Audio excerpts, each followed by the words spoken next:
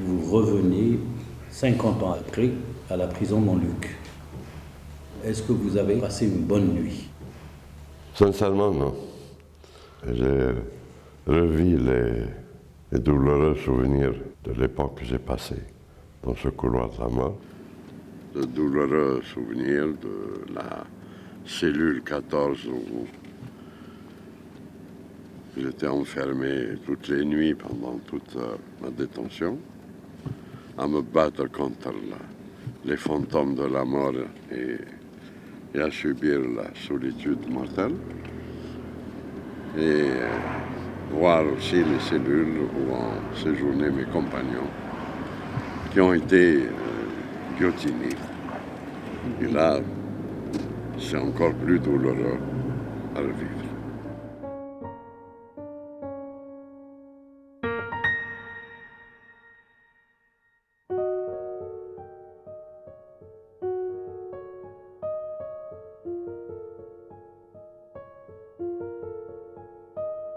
Les 6 derniers mois, la police me traquait.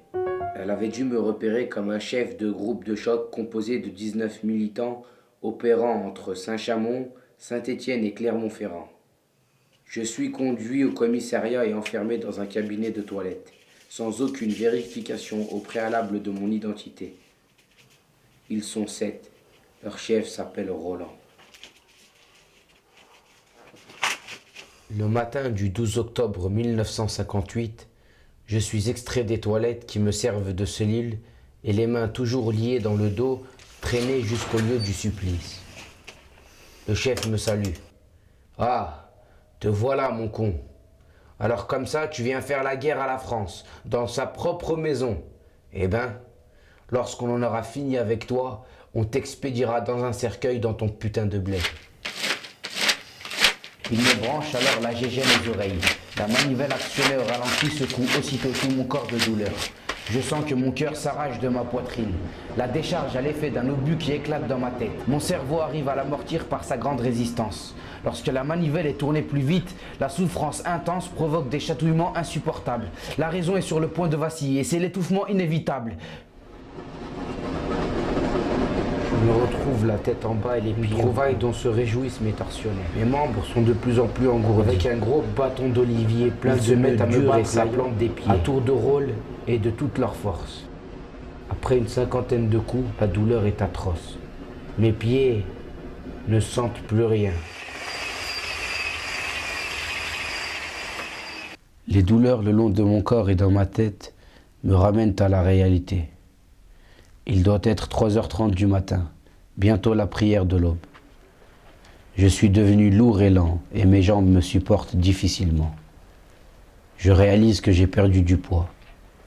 Ma tête, tout en bouillonnant de pensées, devient confuse et diffuse en même temps.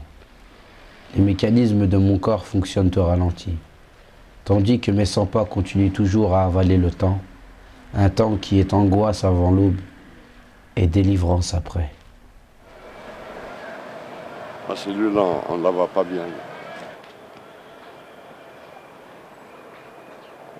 Ah, oui, on la voit. C'est la dernière sur la rangée. La dernière sur la rangée. Ah, ah.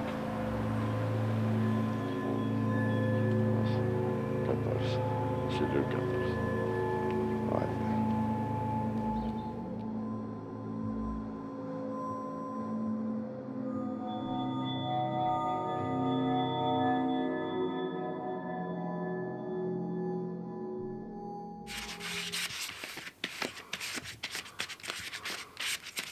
C'était des couloirs sombres, noirs, difficiles. C'était une vieille prison, enfin banlieue.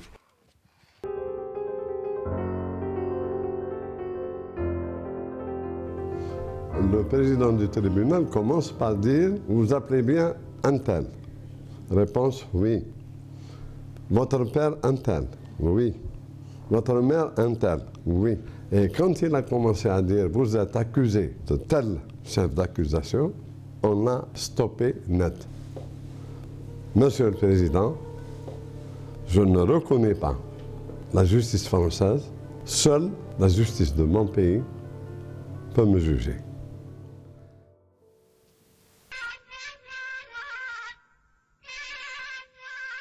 Ils ont commencé par les peines les plus légères et en allant progressivement vers les peines lourdes. J'étais le dernier de la liste, bien sûr, quand ils sont arrivés à mon nom, et ils ont dit Boudina, condamné à la peine capitale.